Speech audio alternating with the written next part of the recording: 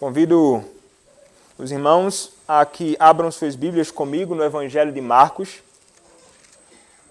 Marcos, capítulo 1. Faremos a leitura do verso de número 21 até o verso de número 28. Marcos, capítulo 1, do verso 21 até o verso de número 28, dando continuidade às exposições no Evangelho de Marcos. Assim diz a palavra do nosso Deus. Depois entraram em Cafarnaum e logo no sábado foi ele ensinar na sinagoga. Maravilhavam-se da sua doutrina, porque os ensinava como quem tem autoridade e não como os escribas. Não tardou que aparecesse na sinagoga um homem possesso de espírito imundo, o qual bradou: que temos nós contigo, Jesus Nazareno? Vieste para perder-nos? Bem sei quem és, o Santo de Deus. Mas Jesus o repreendeu, dizendo: cala-te e sai desse homem. Então o espírito imundo, agitando-o violentamente e bradando em alta voz, saiu dele. Todos se admiraram a ponto de perguntarem entre si: que vem a ser isto? Uma nova doutrina.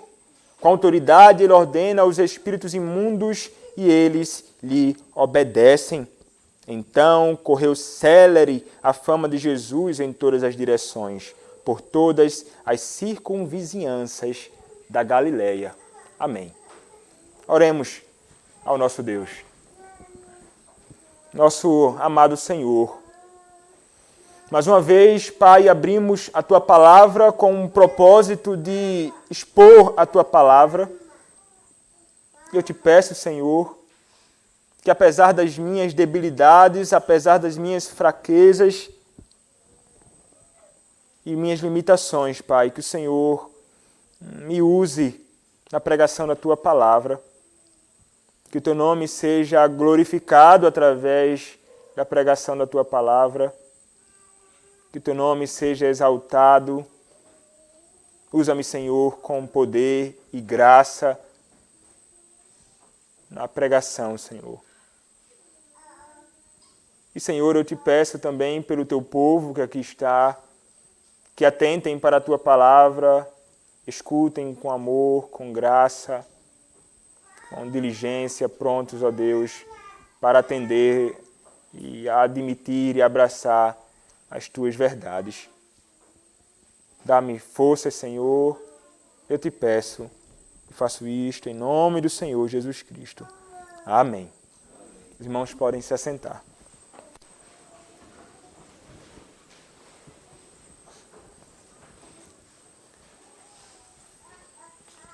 Nós temos caminhado por este Evangelho nos últimos domingos, com exceção do último domingo, em que fiz uma exposição livre, mas nós temos aprendido acerca da verdade que este Evangelho nos ensina acerca de Cristo. O foco principal deste Evangelho aqui é Cristo. Obviamente, você pode pensar assim: não, este é o foco de toda a palavra do Senhor. Sim, e também o foco deste Evangelho é anunciar Cristo, Cristo como aquele que é o Filho de Deus. E nós vimos na primeira exposição que fiz deste Evangelho, Marcos capítulo 1, verso 1, que diz: princípio do Evangelho de Jesus Cristo, Filho de Deus, que nestas poucas palavras nós encontramos toda a verdade acerca de Cristo. Se nós fizéssemos apenas a exposição desta verdade em todo e qualquer lugar desta breve porção da Escritura, nós conseguiríamos falar aqui acerca de tudo aquilo que é o Evangelho do nosso Senhor. Toda a verdade aqui está contida. Porque este texto aponta o Evangelho de Jesus Cristo, Filho de Deus, anunciando a Cristo, aquele que é o Filho de Deus, ou seja, Deus tal qual o Pai. Cristo, Ele é Deus.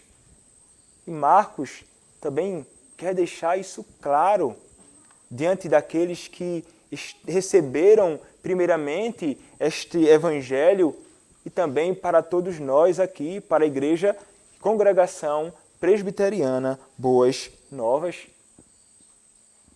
Vai apresentar Cristo como aquele que reina e Cristo como aquele que vai, através do seu ministério, estabelecer o reino. E nós vimos que este é Cristo. E que este Cristo ele foi anunciado por um homem que foi chamado por ele, e este homem era chamado João Batista. João Batista iniciou o seu ministério antes de Cristo. E então ele fala a respeito daquele que estava para vir após ele, aquele que era maior do que ele, aquele que veio antes dele. Então ele sai na frente de Cristo como um embaixador, como um arauto, abrindo os caminhos, convocando homens, mulheres, todos ao arrependimento para que creiam naquele que estava para vir após ele. E este era Cristo.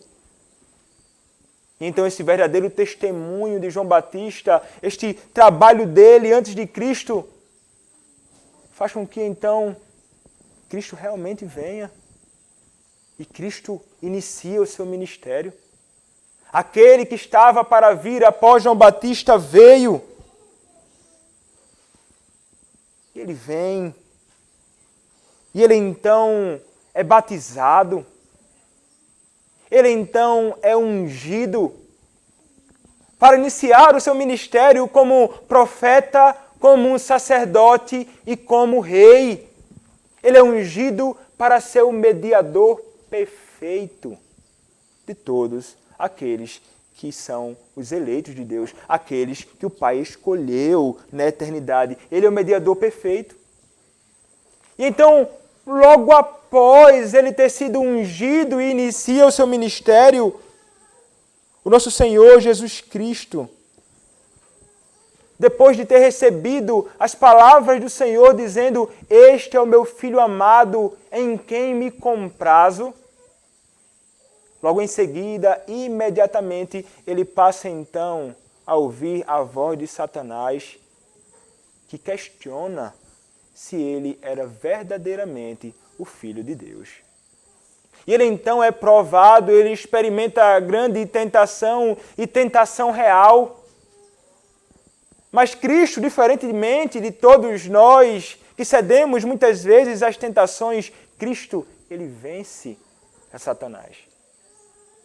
E ele vence a Satanás resistindo a ele, e então ele se utiliza de argumentos, mas argumentos fundamentados na palavra.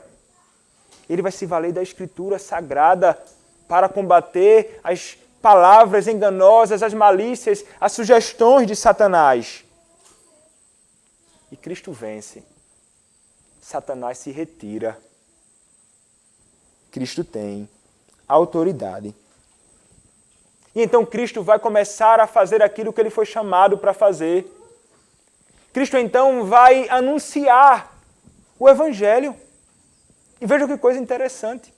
Cristo anunciando o Evangelho, ele vai pregar e a forma de expor é semelhante à de João Batista. Ele vai chamar os homens ao arrependimento e à fé. Ele pregava de fato. Ele abria a boca. Por onde ele caminhava, ele estava fazendo isto. E nós vimos que enquanto ele caminhava ali, caminhando junto ao mar da Galileia,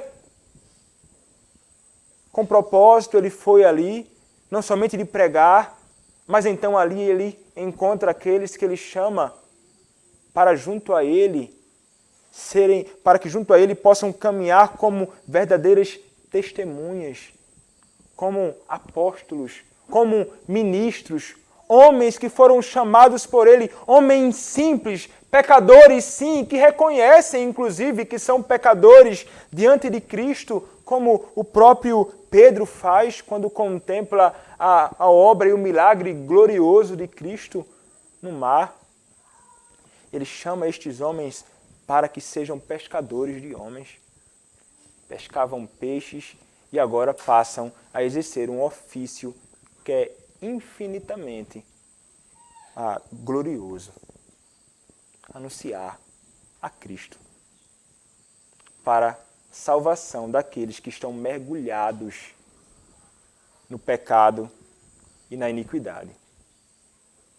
Mas Cristo então chama estes homens, atendem imediatamente este chamado, estes homens largam tudo aquilo que eles têm, então passam a se dedicar agora à obra do Evangelho. E então este Cristo, ele se depara agora em um contexto diferente. Então chegamos à passagem que nós acabamos de ler. Marcos capítulo 1, verso de número 21 diz: depois entraram em Cafarnaum e logo no sábado foi ele ensinar na sinagoga. Aqui, meus irmãos, nesta porção, nós veremos o Senhor revelando aqui mais da sua autoridade e deste reino de Deus que está sendo estabelecido. Do reino deste Cristo que é estabelecido não plenamente ainda, mas que ele revela então agora que ele reina e que ele tem autoridade. Não somente a sua pregação vai revelar a sua autoridade, como veremos, o fato dele também ordenar demônios a que saiam de homens, revelam também que o reino do Senhor chegou e Cristo revela isto. Então ele diz: entraram em Cafarnaum, logo no sábado foi ele ensinar na sinagoga. Então Cristo ele se dirige então até Cafarnaum. Ele passou a morar lá. Mateus capítulo 4, verso de número 13 nos ensinará isso. Então Cristo, como de costume, ele vai até uma sinagoga e ele vai no sábado. O sábado era o dia que era observado pelo povo ainda. Era o dia em que eles se reuniam. E Cristo, como um judeu zeloso, Cristo, como todo judeu piedoso, ele frequentava a sinagoga no sábado. Ele era diligente naquelas coisas, sim, ali. Até aquele período, sim. E era costume dele, então, frequentar as sinagogas, como podemos ver, fazendo desde pequeno. Ele estava lá, no meio dos homens, na sinagoga. Mas era de fato o costume dele, meus irmãos. Lucas capítulo 4, versos 15 e 16, nos revelam isto. Cristo tinha o costume de ir às sinagogas. Lucas capítulo 4, versos 15 e 16. E ensinava nas sinagogas, sendo glorificado por todos. Então diz o verso número 16, indo para Nazaré, onde fora criado, entrou num sábado na sinagoga, segundo o seu costume, e levantou-se para ler. Então está aqui, muito claro, costume de Cristo, ir à sinagoga, estando ali no meio daqueles que na sinagoga prestavam culto. Mas então, o que era a sinagoga? A sinagoga, meus irmãos, ele era um pequeno espaço, um espaço retangular. Neste pequeno espaço retangular tinha um púlpito, também tinha uma estante onde eram guardados ali os rolos estes que eram usados, né? Eles eram abertos para que aquele que era chamado para ler o texto, ele então pudesse ler. Então, alguém era designado para pegar este rolo, entregar para aquele que estava ali para ler o texto. Não somente ler, mas também explicar. Nestas reuniões deles, eles faziam orações, eles cantavam, eles liam a lei e também faziam exposições deste texto sagrado. A lei era lida e explicada. E um rabino, ele era aquele que era em especial designado para a exposição destas verdades, ou do texto, não é? Em que era colocado diante dele. E a sinagoga, ela tinha um lugar especial, né? A sinagoga, ela era sempre virada, então, para Jerusalém, e ela se encontrava nos lugares mais altos. Era geralmente assim que eles tentavam construí-la. Então, Cristo, ele estava lá no meio. Cristo, então, ele era um observador destas coisas e muito zeloso.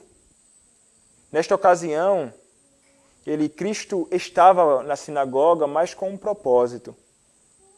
Não com o propósito de ouvir, mas sim com o propósito de ensinar.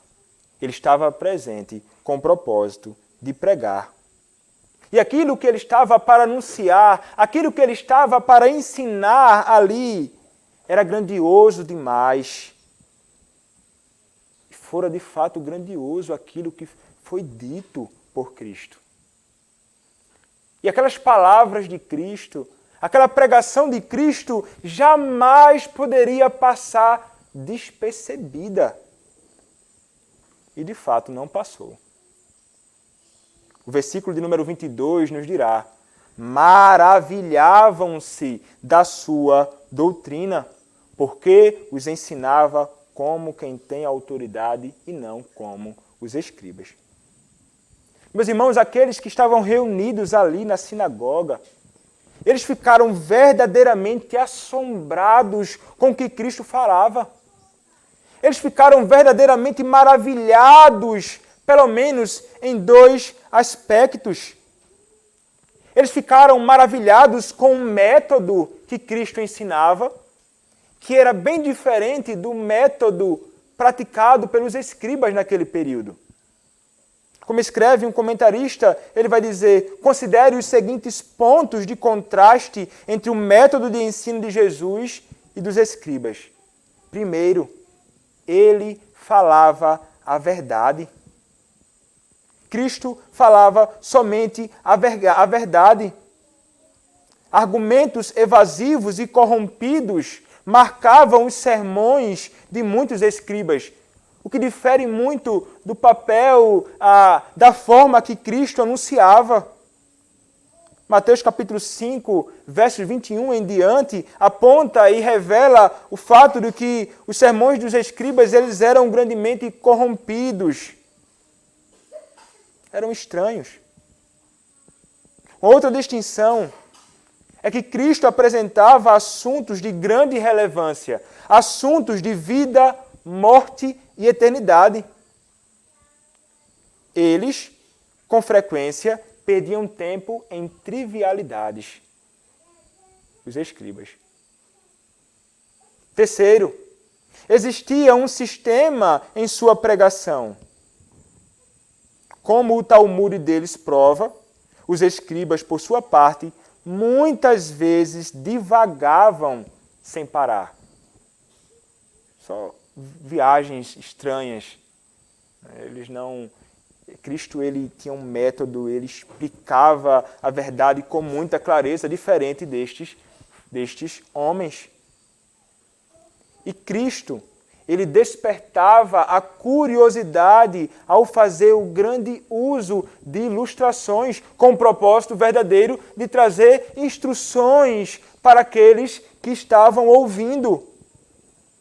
Mas a pregação dos escribas era seca como o pó do deserto. Diferia e muito. Cristo ele falava como quem ama as pessoas, como quem está interessado no bem-estar interno de seus ouvintes e apontava para o Pai e seu amor. A falta de amor dos escribas fica clara em passagens como Marcos, capítulo 12, verso 40.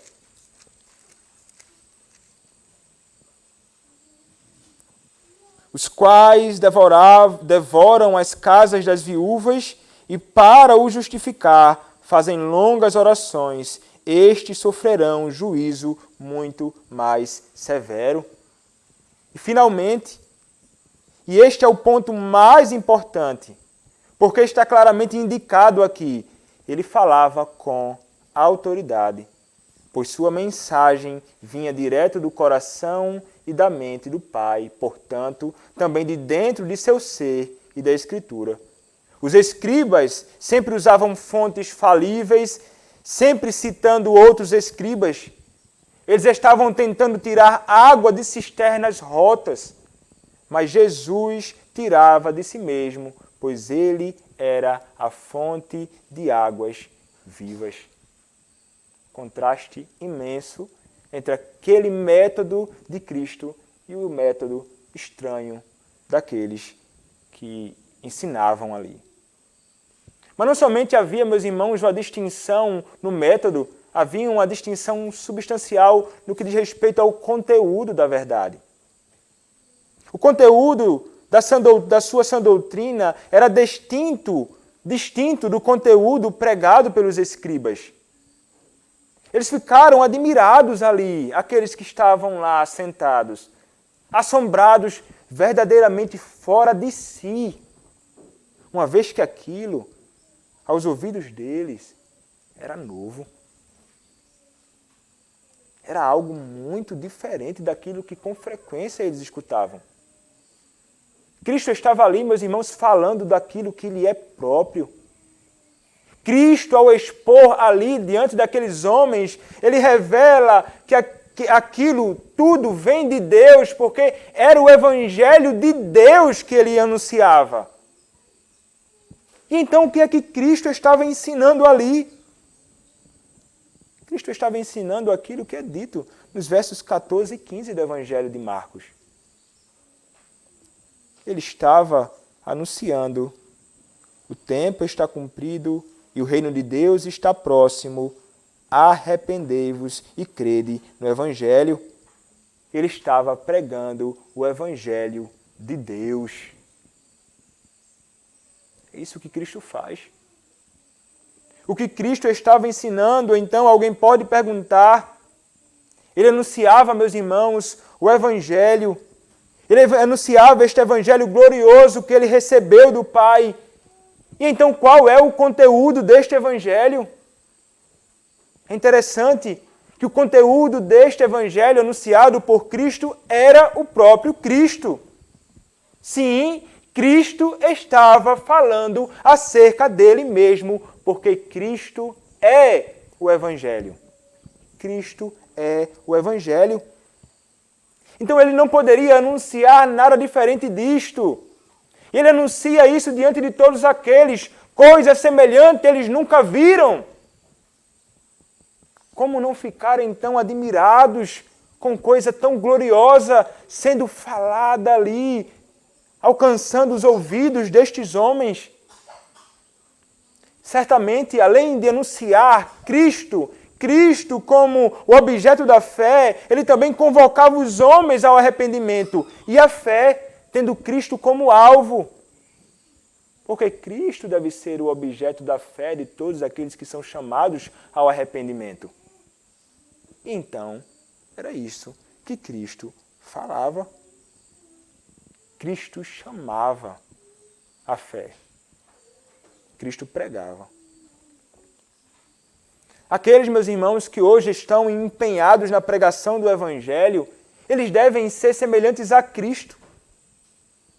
Eles devem expor a verdade do Evangelho, porque somente a verdade do Evangelho pode causar verdadeiras impressões diante dos homens e também no coração de todos aqueles que escutam. Não há nada neste mundo que possa ser tão maravilhoso como o Evangelho do Senhor, e nada deveria arrancar mais a admiração e marcar o coração dos homens do que este Evangelho sendo anunciado.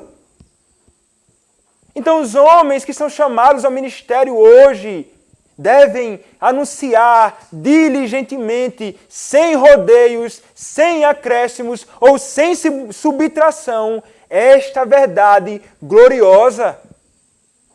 Não com o propósito de que eles sejam evidenciados diante dos homens, como que roubando então, através da sua eloquência, daquilo que ele fala, o lugar de Deus, ou o lugar do Evangelho, ou os olhos e os ouvidos das pessoas daquilo que é anunciado.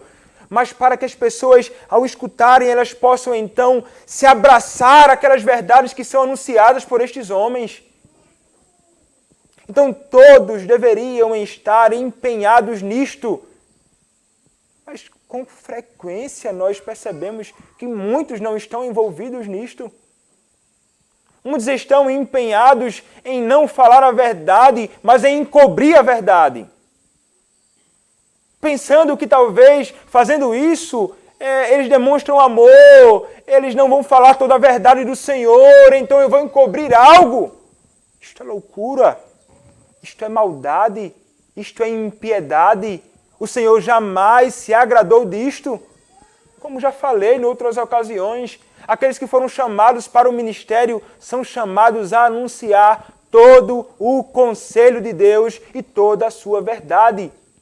Assim como Cristo estava empenhado em fazer. Cristo fazia isso. Nós devemos seguir os passos daquele que é o nosso padrão. Anunciar o Evangelho puro e simples, convidando todos à fé em Cristo. Não tem autoridade em nós. Autoridade inerente a nós não existe, mas quando anunciamos esta verdade, a autoridade derivada, a autoridade relativa da palavra. Quando esta palavra ela é proclamada. Há deveres, meus irmãos, e deveres muitos daqueles que anunciam a palavra, mas como lemos? Na ocasião em que fizemos a leitura de confessando a nossa fé, há um dever também daqueles que escutam a palavra pregada. Aquelas pessoas ficaram admirados com o que Cristo estava anunciando. Eu pergunto a você, será que nós temos ficado admirados com as verdades de Deus? Meu irmão, o que deve nos maravilhar? Seu coração ele é aquecido quando você escuta a pregação do Evangelho? Você fica maravilhado quando você escuta a pregação do Evangelho? Qual a sua reação quando a palavra do Senhor é exposta diante dos seus olhos? Você é tomado por um desconforto? Você fica naquela angústia pensando que horas vai acabar a exposição deste texto? Eu quero sair daqui. Você, enquanto escuta, fica divagando, pensando em coisas que talvez fará amanhã. Qual a sua reação? Eu não consigo perceber olhando para o rosto de vocês aqui, mas o seu coração pode estar revelando algo muito distinto daquilo que eu vejo no seu rosto. Você pode estar revelando aqui uma apreciação pelas verdades, mas onde está o seu coração? Você tem se admirado com as verdades do Senhor, com este Deus que é Criador, com este Deus que é Redentor. O que é o Evangelho do Senhor para ti? Meus irmãos, aquelas pessoas ficaram admiradas e nós deveríamos ficar também. O nosso coração deveria ser grandemente aquecido. O nosso coração deveria estar ardendo como os discípulos no caminho de Emaús, quando ouviam a Cristo. O coração deles estava ardendo quando eles ouviam Cristo falar.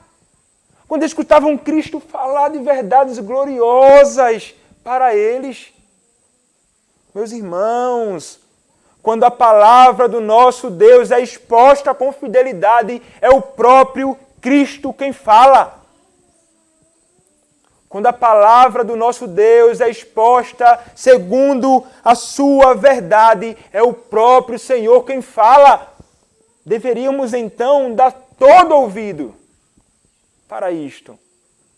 Não se trata de Rafael expondo o texto, sendo fiel à pregação ao texto. Meu irmão, quem fala é Deus. Quem fala é o Senhor.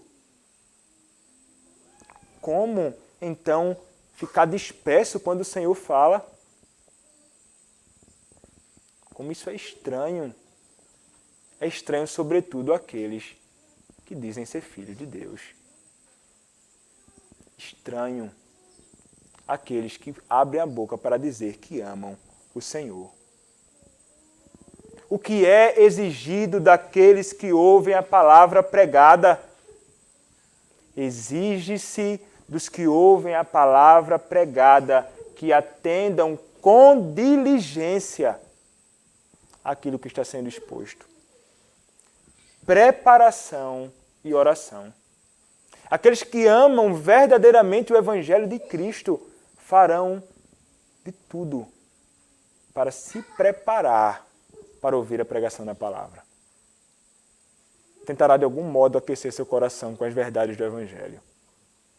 Estará orando diligentemente, não somente por si mesmo, mas pelo pregador.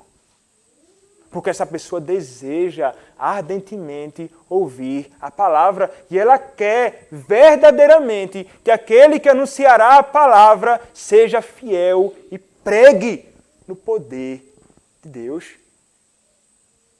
Que pregue com ousadia, que pregue com intrepidez, que pregue sem temer a homem algum. É isto que aquele que ama ao Evangelho fará. A consequência é então ficar maravilhado com aquilo que é exposto. Mas ele não somente se preparará para isso. Ele será aquele tipo de pessoa que estará sentado nos bancos com a Escritura aberta e então atentando para as verdades da palavra, como aqueles irmãos de Bereia, ouvindo as verdades anunciadas por Paulo e então conferindo com as Escrituras para ver se era verdadeiro aquilo. É um dever de todos aqueles que escutam a palavra.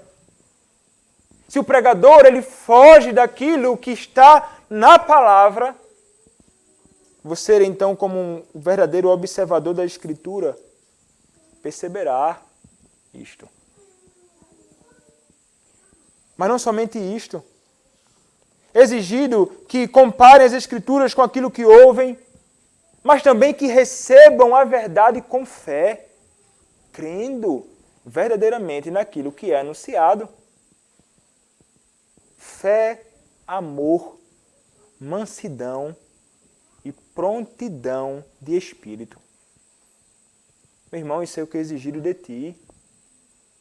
Isso é o que é exigido de ti. Isto é o que você deve estar fazendo neste momento. Quando a palavra do Senhor é pregada. E também, meus irmãos, para que esta palavra ela não seja dispersa, que ela não saia da nossa mente e do nosso coração rapidamente, nós devemos então, após a pregação, é exigido que nós façamos com que esta palavra encontre então guarida. E isso acontecerá quando nós meditamos nela. Quando nós conversamos sobre o que foi exposto. Uns com os outros. Que escondam então estas verdades no coração exigido de ti, a fim de que produzam frutos devidos no seu procedimento. Vejam como a verdade exposta à mente é uma verdade que também vai descer ao coração e que, em descendo ao coração, vai redundar inevitavelmente em prática. Você tem se maravilhado com a pregação do Evangelho? Você tem se admirado com isto? Meus irmãos, nós devemos nos maravilhar com as verdades da palavra do Senhor sendo anunciadas, assim como estes que aqui ficaram admirados. Mas o Evangelho continua. E o verso de número 23 diz: não tardou que aparecesse na sinagoga um homem possesso de espírito imundo, o qual bradou. Devemos lembrar, meus irmãos, que Marcos ele está falando com pagãos. Marcos escreveu o seu evangelho aos cristãos também que estavam em Roma.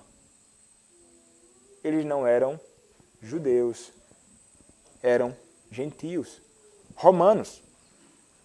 Isso explica também a razão de haver envolvimento com práticas religiosas estranhas ali, que não eram próprias daqueles que são de Deus. Então, Marcos escreve este evangelho a fim de que eles possam entender e conhecer quem é o rei, o seu reinado, Cristo, o seu evangelho.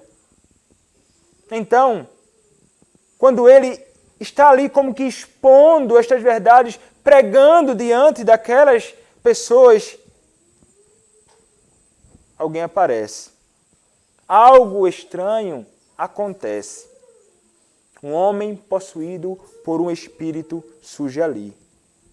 Como registra Lucas, na passagem paralela a este, não se tratava de qualquer espírito, mas sim de um espírito de demônio imundo. Lucas acrescenta, espírito de demônio imundo. Marcos vai dizer espírito imundo. Em Lucas capítulo 4, verso de número 33. E o que é que este espírito faz? Este espírito ali no meio da sinagoga, este espírito brada. E porque ele brada incomodado com Cristo. Ele certamente estava ali e estava com o intuito de afrontar o próprio Cristo. E ele então faz uma pergunta cheia de insatisfação. O demônio estava grandemente irado contra aquele que estava diante dele. Ele pergunta então no verso de número 24, que temos nós contigo, Jesus Nazareno, viestes para perder-nos? Bem sei que és o Santo de Deus. Vejam só. Ele diz assim, como que perguntando, que temos a ver contigo? O que é, Senhor, que nós, demônios, temos a ver contigo? Como que afirmando, não tens nada a ver conosco, Jesus Nazareno. Quando ele fala aqui sobre Jesus Nazareno, trata-se, meus irmãos, de uma referência sobre a origem terrena de Jesus Cristo, o Nazareno. Não se trata aqui de um título messiânico dele, não, mas sim da sua origem terrena. Jesus, ele vem de Nazaré. Mas em seguida, outra pergunta é levantada. Vieste para perder-nos? Ou poderia ser colocado da seguinte forma, vieste para nos destruir? Quanto a esta pergunta, a procedência agora já não é mais terrena. Ele não está falando sobre o Cristo que veio de Nazaré. A referência aqui é ao Cristo que veio dos céus. É a referência ao Cristo que não é apenas um homem comum, que veio de uma região comum, do meio de um povo comum, mas a Cristo, Deus homem, aquele que veio das regiões celestiais, aquele que se humilhou, mas que nesta humilhação, sobretudo na cruz, ele vence os seus inimigos, como veremos mais à frente. Mas ele foi aquele que se humilhou, ele veio.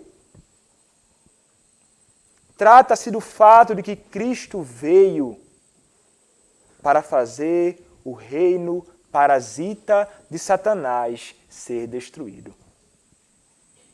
É o estabelecimento do reino de Deus, expurgando o reino de Satanás. É o estabelecimento do reino de Cristo, expulsando o reino daquele que odeia a Cristo.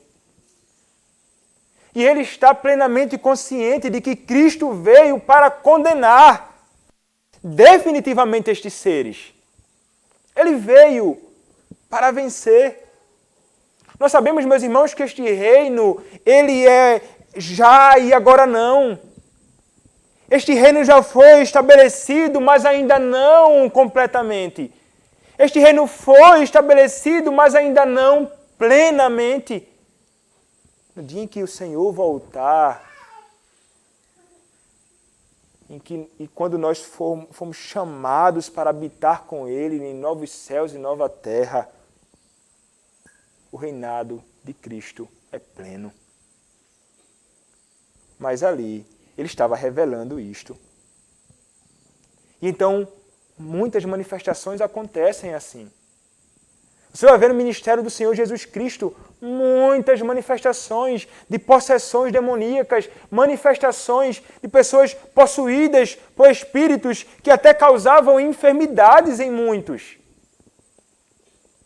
E ele se depara aqui com este caso particular. Mas notem, meus irmãos, o que o demônio diz. Ele não diz, vieste para me fazer perder, mas sim perder-nos. É como se ele fosse alguém que estivesse ali para representar então outros demônios. Ele não diz, o Senhor não veio simplesmente para me destruir. Eu estou consciente de que o Senhor veio para destruir todos os seus inimigos. Destruir os demônios, isto é, já. Ele estava certo de que o Senhor poderia jogá-los no abismo, como diz João em Apocalipse, capítulo 20, verso de número 3. Lançou-o no abismo, fechou-o e pôs selo sobre ele, para que não mais enganasse as nações até se completarem os 1000 anos. Depois disto, é necessário que ele seja solto pouco tempo. Pensou o Senhor, ele veio para me destruir, lançando-me no abismo. Ele está plenamente consciente de que Cristo estabelece o seu reinado. Ele revela aqui, então, também a sua autoridade. Sua autoridade como rei está sendo reivindicada, bem como revelada diante dos olhos de todos. Ele é alguém que fala com autoridade e tem toda a autoridade. Ele é alguém que vive aquilo que ele fala, ele tem autoridade inerente, mas fala daquilo que o Pai lhe deu para falar. Ele também tem autoridade sobre os demônios. Eles estavam conscientes que seriam derrotados. Pensaram que ali já seriam destruídos. E é interessante que o demônio, ele é alguém que conhece aquele que estava diante dele. Não era alguém estranho. Ele chegou lá e topou com Cristo, e quem é este homem aí? Eu não sei quem é. Não, ele sabe quem é. Ele certamente esteve lá de propósito. Ele vai dizer assim, Santo de Israel, bem sei que és o Santo de Israel. Ele declara uma verdade aqui. Demônio. Cristo, ele era, ou melhor, Cristo, ele é santo. Em Cristo não havia pecado algum, nenhum. O texto de 2 Coríntios, capítulo 5, verso 21 e outros, mas um texto que com frequência eu menciono aqui, aquele que não conheceu o pecado, Deus o fez pecado por nós. Está falando de Cristo. Aquele que não conheceu o pecado. Ele é alguém que é santo, assim como santo é o Senhor, Deus. Ele é aquele, meus irmãos, que em Isaías é chamado 3 vezes santo. Isaías se depara com Cristo. E ele lá em Isaías, capítulo 6, é aquele santo, santo, santo, como vai nos revelar o Evangelho de João, no capítulo 12. Foi a Cristo que foi visto ali. Ele é 3 vezes santo, ele é santíssimo. Além disso, ele também ele foi alguém que foi santificado e separado, então, ungido para cumprir sua gloriosa missão. Eles sabem quem Cristo é. Estes demônios, eles possuem um conhecimento de Cristo.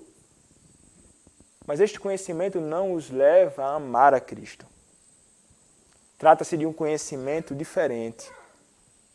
O texto diz que eles temem e tremem, vai dizer Tiago, mas não possuem um conhecimento salvífico, nem um temor verdadeiro, como é próprio daqueles que foram resgatados das trevas.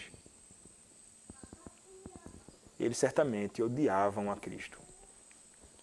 E muitos se levantam no seu ministério. Mas Jesus, ele não está nem um pouco interessado no testemunho do demônio. Ele não quer que Satanás fale acerca de quem ele é. Ele diz, Marcos, no versículo de número 25, mas Jesus o repreendeu dizendo, cala-te e sai desse homem. Nas TVs e também rádio, em tantos outros lugares, estes homens estão espalhados por todo lugar. Existem muitos que vivem para expulsar demônios. Parece que o ministério deles é de expulsar. O trabalho deles é este, não é falar do Evangelho, não é anunciar Cristo, a verdadeira libertação, mas falar com demônios.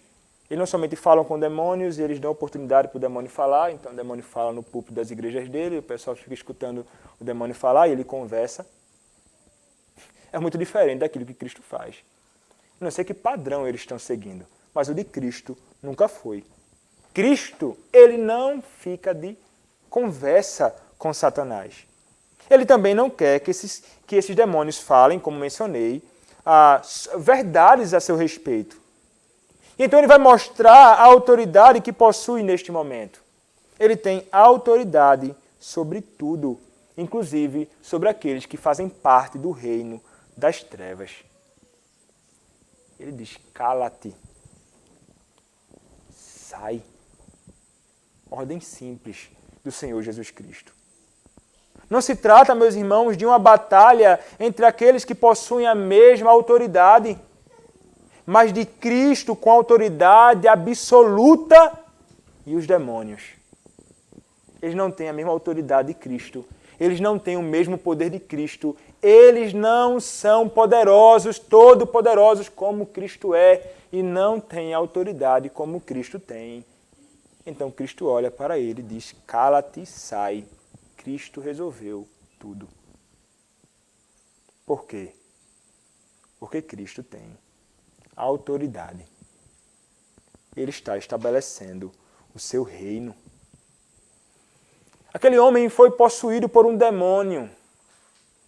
E naquele período, de fato, havia muitas manifestações, como mencionei antes. Mas demônio, ele só pode possuir aqueles que não conhecem a Cristo. Aquele que se levantou na sinagoga, certamente, era alguém que não conhecia Cristo. Satanás possuiu, bradou, usou as cordas vocais dele para falar tudo aquilo, ele é lançado ao chão e você vê o espírito se agitando dentro dele, o espírito maligno. Mas o crente ele não precisa temer coisa desta natureza. Isto jamais aconteceria com o crente. Dentre os discípulos, aquele que experimentou e foi influenciado por Satanás nestes termos foi alguém que não conhecia Cristo, e este homem era Judas. Se alguém se manifesta possesso no meio da igreja, essa pessoa não conhece a Cristo. Eu achava muito estranho em Recife, em uma igreja lá, que muitos falavam que eram crentes e assumiam posições de liderança dentro da igreja, em grupos de células, em grupos... Aí, dentro de pouco tempo, rapaz, fica sabendo, fulano caiu lá endemoniado no estudo. E era... Tá bom, aí depois ele volta para a igreja, está tudo normal e... Não, ele é crente. Ele, de novo, como assim? Peraí, tem uma coisa estranha com este cidadão. Não sei de fato se era possessão demoníaca ou se era algum outro tipo de coisa estranha, mas fato é. Se você é alguém em quem o Espírito Santo de Deus habita, Satanás não pode possuir. A Bíblia é muito clara sobre isso quando diz que maior é aquele que está em nós do que aquele que está no mundo. 1 João, capítulo 4, verso 4. E que o maligno jamais pode tocar naqueles que são de Cristo. Como diz 1 João, capítulo 5, verso de número 18. Saibam, meus irmãos, que vocês são aqueles que possuem o Espírito Santo de Deus. E onde o Espírito Santo de Deus não habita, não há lugar para espíritos imundos. Nós pertencemos a Deus, fomos selados pelo Espírito e Ele em nós habita. Mas o ponto aqui é que Marcos quer evidenciar é que naquele período existiam manifestações como esta, em muita evidência. Hoje você não vê com tanta ênfase como naquele período. Mas o ponto que ele quer estabelecer é: Cristo tem autoridade. Ele tem a autoridade. E o que é que acontece então? O verso de número 26 nos dirá: então o espírito imundo, agitando-se violentamente e bradando em alta voz, saiu dele. O que acontece então? O espírito obedece. Simples. O espírito ele não poderia resistir a Cristo. Mas sendo o espírito mau, ele não sai sem demonstrar sua ira contra aquela ação de Cristo.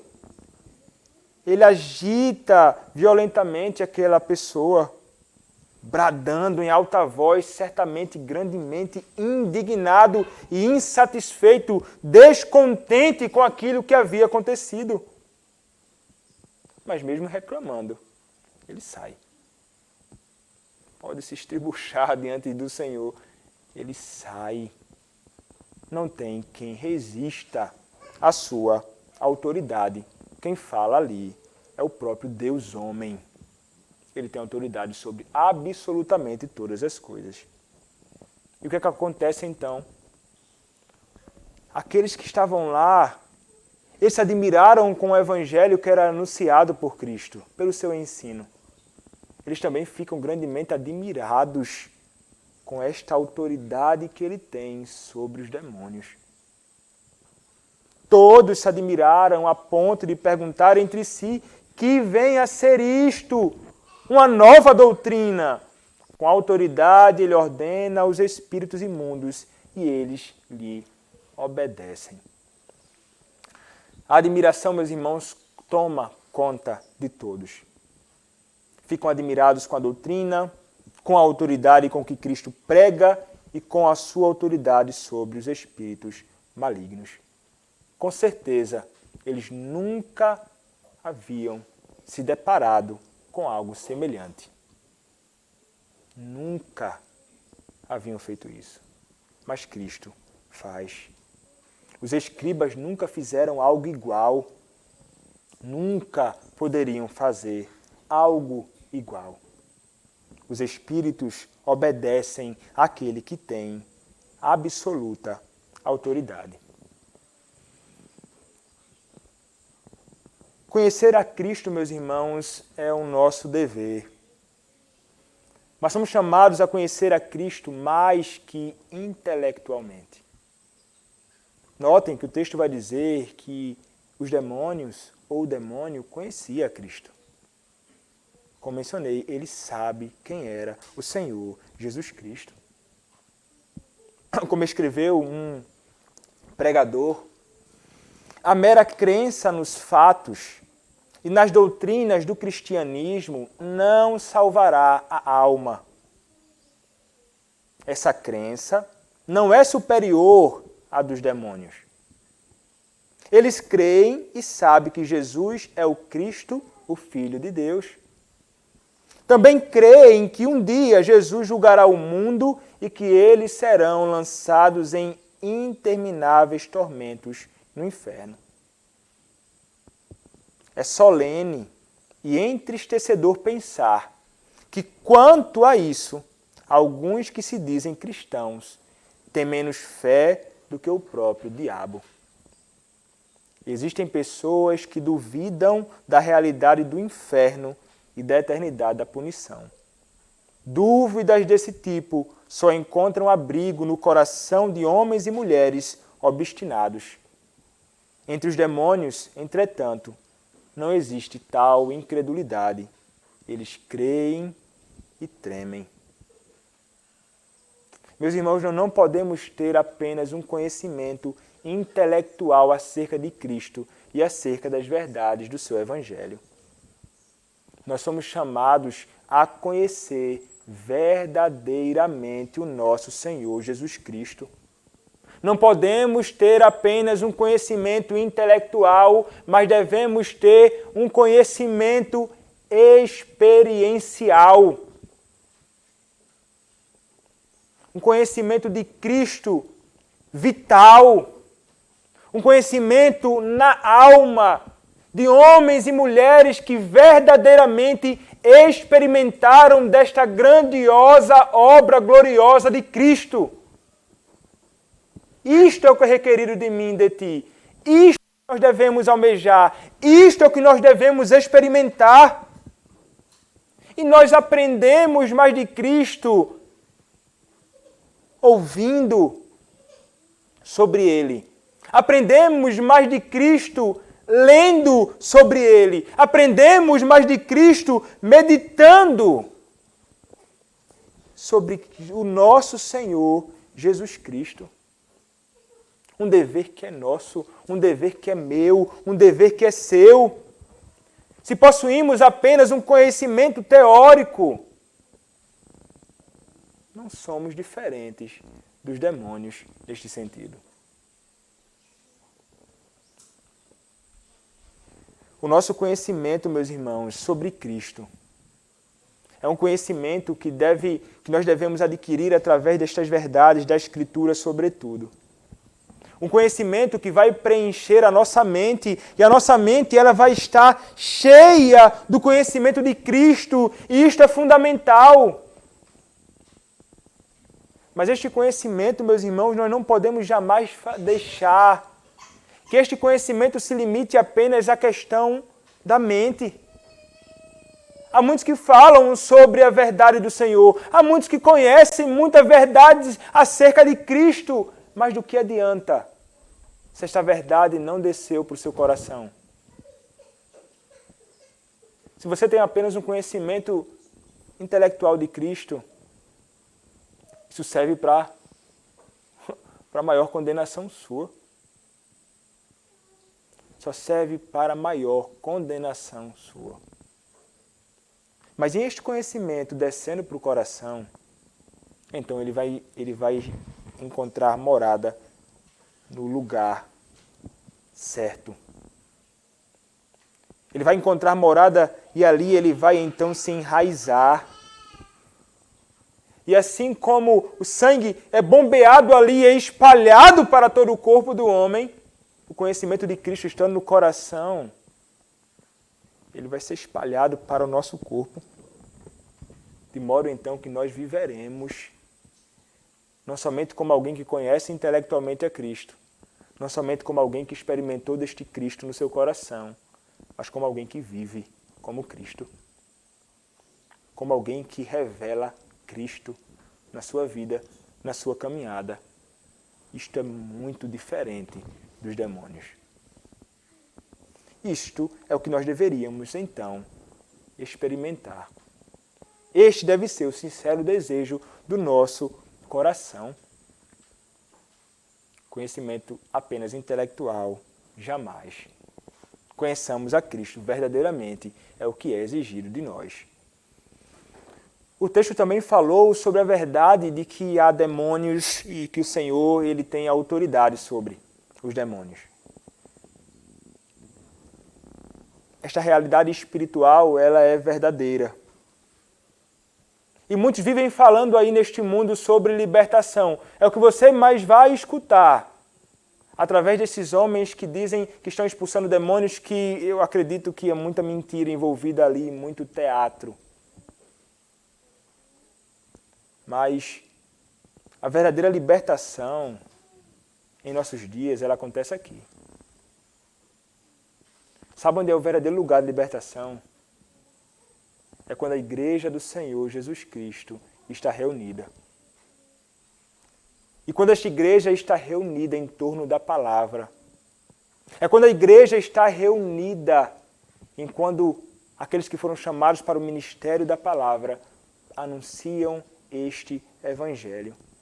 A verdadeira libertação está aqui no culto com a pregação do evangelho de Cristo.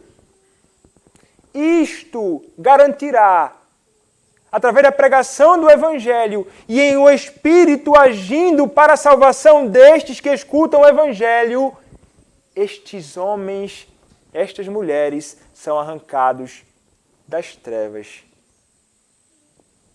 Nunca mais pertencerão a Satanás e seus demônios. A verdadeira libertação, ela se dá através disto.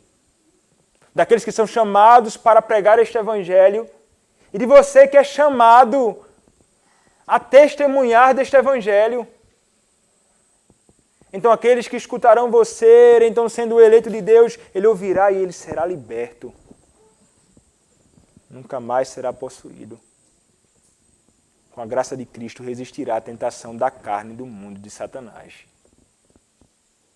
É quando Satanás, o maligno, ele tenta ferir, mas nós estamos unidos a Cristo. A pregação do Evangelho é o principal. A pregação do Evangelho é central, Cristo sendo anunciado.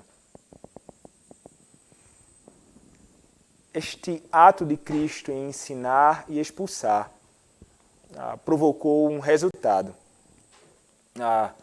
O verso número 28 vai dizer: então correu célere a fama de Jesus em todas as direções, por toda a circunvizinhança da Galileia. Depois de evento como este, não poderia ser diferente o resultado. Cristo se torna alguém famoso por causa de tudo o que faz, diferente de tudo o que já havia sido feito. O nosso Senhor, ele se faz conhecido. Ali, ele é revelado. A sua fama se espalha por causa da revelação dele. Como a fama de Cristo ela pode ser espalhada hoje? Qual o meio através do qual a fama de Cristo ela pode ser revelada hoje diante dos olhos dos homens? Qual o modo? Mais uma vez, pregação da palavra. Através do anúncio daqueles que foram salvos das trevas e foram transportados para a sua maravilhosa luz. Como Cristo será conhecido em toda a nossa circunvizinhança? Quando você testemunhar a respeito dele, com palavras e com a sua vida. Você tem interesse em fazer com que pessoas conheçam a Cristo? Você tem interesse com que pessoas fiquem maravilhadas com Cristo? Você tem interesse em que pessoas sejam libertas das trevas e corram para Cristo? Anuncie a Cristo e este somente. Foi para isto que o Senhor me chamou. Foi para isto que o Senhor também te chamou. Sejamos então servos diligentes na obra do nosso Deus. Amém. Oremos, meus irmãos, ao nosso Senhor. Nosso amado Deus, nós pedimos a Ti, Senhor, que o Senhor nos habilite para que sejamos verdadeiros servos Teus, diligentes, naquilo que o Senhor nos chamou para fazer, no testemunho, Pai, da Tua palavra, testemunhando de Cristo neste mundo. Que sejamos, Pai, diligentes nisto e que amemos fazer isto. Prepara-nos, Pai, para isto. Que sejamos instrumentos Teus na proclamação, Pai, destas verdades. E que aqueles que não Te conhecem possam, então, conhecer o Senhor. É o que eu te peço, Senhor. Usa-nos. Peço-te isso em nome do Senhor Jesus Cristo. Amém.